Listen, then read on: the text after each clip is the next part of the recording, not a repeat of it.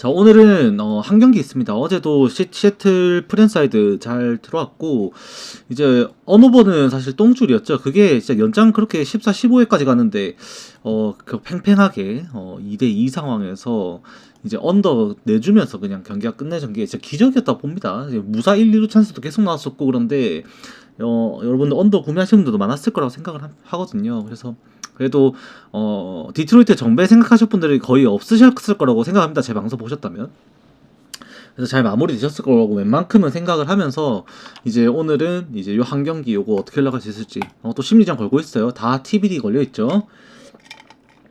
이거 어떻게 올라갈지 한번 말씀드려보면은, 이제 선발 투수는 시카고 컵스는 이마나가가 나올 걸로 봐야 됩니다. 그러니까 양 팀이 벌크 릴리프라고 해야 되겠죠. 그러니까 3이닝에서 길면 4이닝까지도 던져줄 것으로 기대하는 선수는 각각 정해져 있습니다. 여기는 미즈로스키, 여기는 이마나가예요. 그리고 나머지에 대해서는 정해진 게 없어요.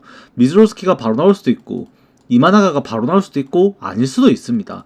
오프너를 쓰고 들어갈 수도 있고, 어차피 두 팀 다 일단 하루를 쉬었기 때문에 불펜 운영에 있어서는 조금 더 자유로운 부분이 분명히 있는 것을 감안을 해야 돼요. 근데 이제 오늘 경기가 좀 어려워지는 게, 미러키가 저번 경기도 6대 0으로 참패를 하면서 경기를 내주고 말았었고, 홈으로 돌아왔다라고는 하지만 컵스가 무서운 게 지금 플레이오프에서 가장 많은 홈런을 때리고 있는 게 또 컵스예요. 물론 와카부터 했다 보니까 경기 횟수가 많아서 그런 것도 있기는 합니다.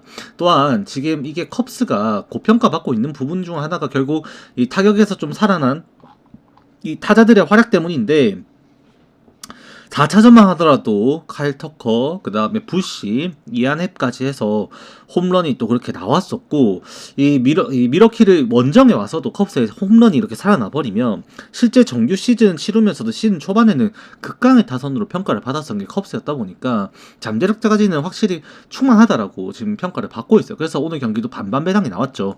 그래서 오늘 이게 미러키가 방심을 할 수는 없는 건 맞는데, 실질적으로 이게 정해지는 것이 양 팀의 그 벌크 릴리프의 활약에 따라 모든 것이 갈린다고 봐야 된다. 저는 그렇게 봅니다.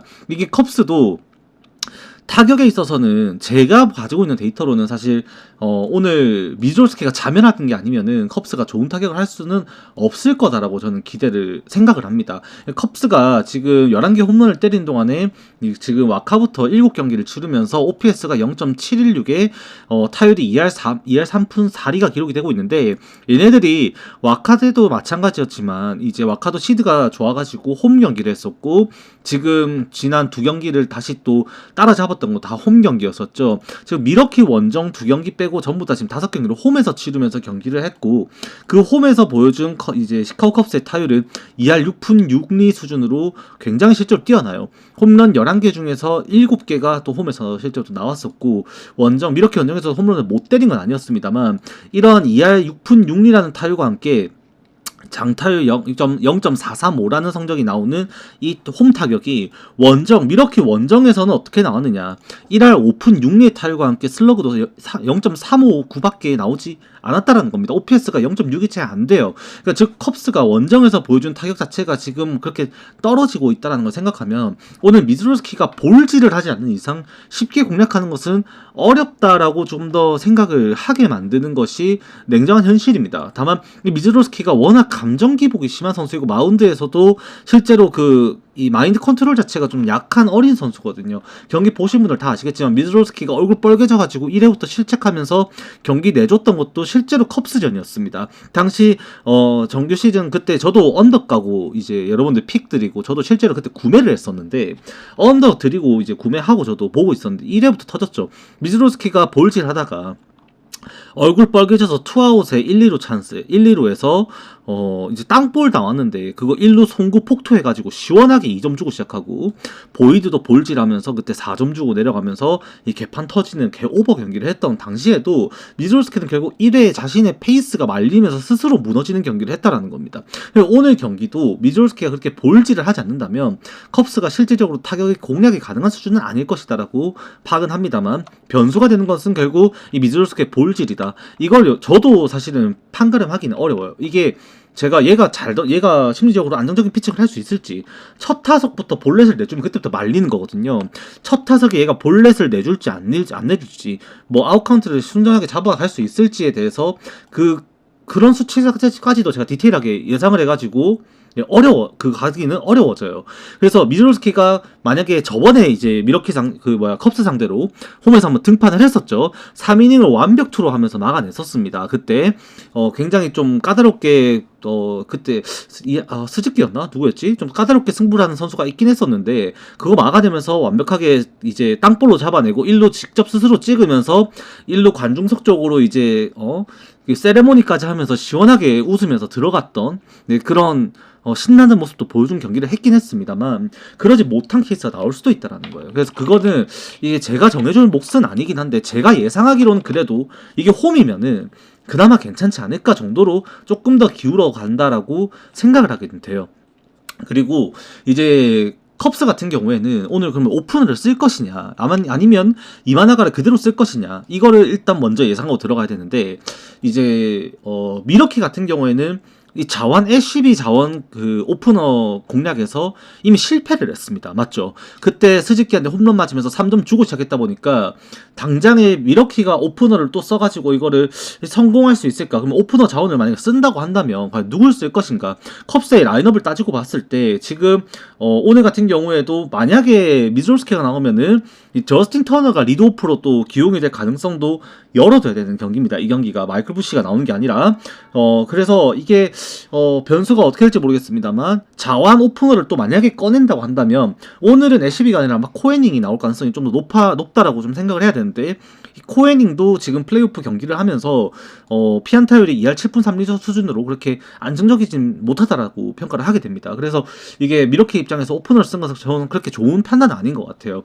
만약에 쓴다고 한다면 1회부터 좀 위기가 있을 수도 있다는 건 생각은 좀 해둬야 될 것 같고, 미즈롤스키의 경험상 선발로 나오는 것보다 불펜에서 롱릴리프 쓰는 게 좀 더 성적이 좋았다 보니까 오프너 가능성은 미러키 쪽에서는 좀 있다 라고도 보는 경기입니다. 그리고 이제 컵스의 입장에서는 오프너를 쓸 것인가를 따져봤을 때 저는 쓰지는 않을 것 같아요. 이마나가가 가지고 갈 수 있는 잠재력 자체가 그렇게 나쁘지가 않아요.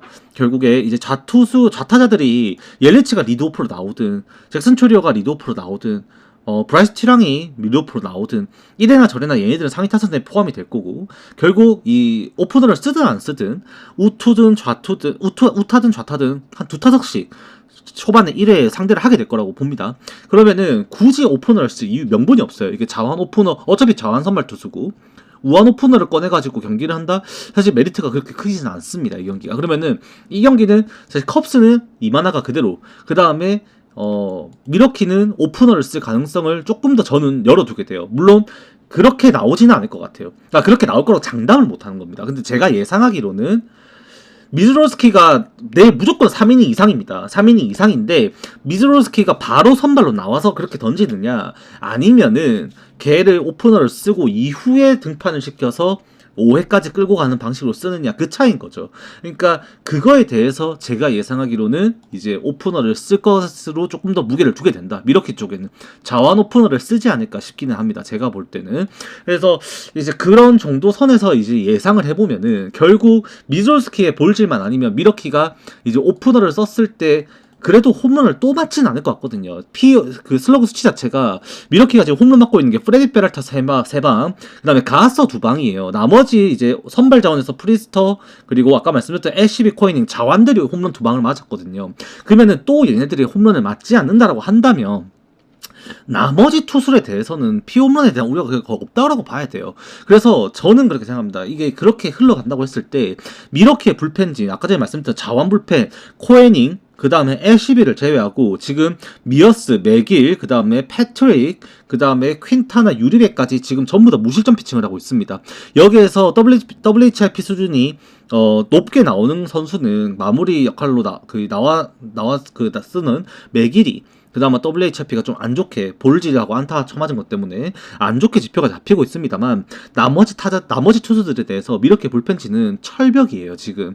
결국 불안한 거는 자완 불펜 자원들의 역량이 따라서 오늘 경기가 후반에 미러키가 추격하는 상황이 만들어질, 그러니까 컵스에게 기회를 허용할 것이냐 아니냐가 정해질 거고, 두 가지가 포인트가 되겠죠. 미즈로스키의 볼질, 그게 안 이루어졌을 때 자완 불펜들이 결국 이 컵스의 좌타자들을 상대로 얼마만큼 해줄 수 있는지, 요거 두 개 포인트다. 두 개 포인트가 미러키의 포인트다라고 보시면 되는 겁니다. 그리고 컵스 입장에서도 컵스는 오히려 불펜에서는 더 불안감이 없어요. 오늘 이 경기가 1대1, 2대2 이런 상황 속에서 아까 오늘 보셨던 시애틀과 디트로이트 경기처럼 연장 15회까지 가는 그런 이제 말도 안 되는 좀 이제 피 튀기는 승부, 이런 것이 나오지 않는다는 전제 속에서는 오늘도 이제 시카고 컵스도 만약에 이마나가가 4이닝에서 5이닝을 던지게 되면은 지금 뭐 계속해서 중용하고 있죠. 경기 중반에 한 점이 승부처다라 생각을 하고 계속해서 기용을 하고 있는 게 이 팔렌시아인데, 이 팔렌시아가 조금 무너졌습니다. 실제로. 그래서 지금 5경기 나와서 6.1이닝 동안 3실점하고 있죠. 홈런 때문에. 그래도 그 구위 자체는 확실하고, 그 다음에 자완자원, 포머란츠, 티엘바 얘네들 둘이 합쳐서 8이닝 무실점을 하고 있어요. 그러니까 자완은 이미 극강이란 말입니다. 거기에다가 타일러 로저스, 그 다음에 이제 롱릴리프 뛰어낼 수 있는 이제 콜린 레아, 그 다음에 이제 세던맨, 저 브래드 켈러까지 해가지고 이 불펜에서의 컵스도 안정감은 명확하게 나타난다는 겁니다. 오히려 미러키보다 자완자원, 우완자원의 밸런스적인 부분과 이 핵심 필승조들의 기량 자체만큼은 훨씬 미러키보다 컵스가 좀 더 한 수 위다라고 느껴질 정도예요, 실제로. 그래서 오늘 이마나가의 이닝에 따라 다르긴 하겠지만 사실 3바퀴 안 돌릴 것 같거든요. 그렇게 치면 이마나가도 사실 1회 또 그렇게 홈런 맞고 시작하는 뭐 그런 상황이 나오진 않을 거라고 본다면,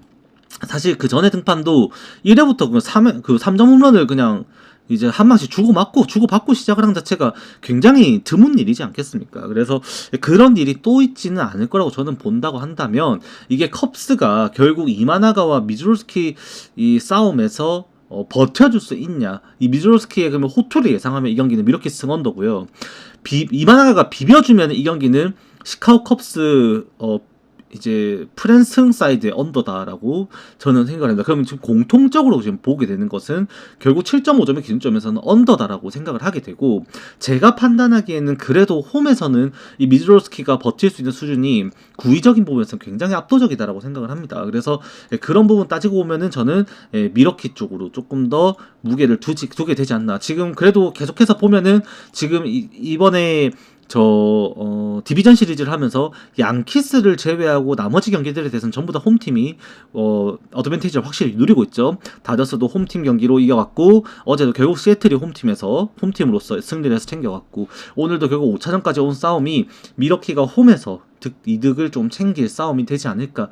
컵스의 약한 원정 타격, 그 다음에 이마나가가 이제 실제로 보이드도 털리긴 했습니다만, 미러키가 데이터 지표, 제가 와일드카드 시리즈 하고 나서 이제 디비전 시리즈 첫 번째 경기 하면서 미러키의 타격 데이터도 제가 다 읊어드렸습니다만, 실제로 미러키가 정규 시즌 동안 좌투 상대로 상당히 강합니다. 상당히 정말로 강하거든요. 그래서 그 지표를 따지고 보면은 이마나가 공략 당할 가능성이 조금 더 높다. 그럼에도 언더를 보는 이유는 이마나가 그렇게 털리는 와중에 3이닝을 던졌던 2이닝을 던졌던 실점 수준이 2점 이상 넘어갈 것 같다 싶으면 교체를 할 가능성이 매우 높다라는 점에서 총력전이다, 벌어지면 끝이다라는 것을 아는 경기이다 보니까 아마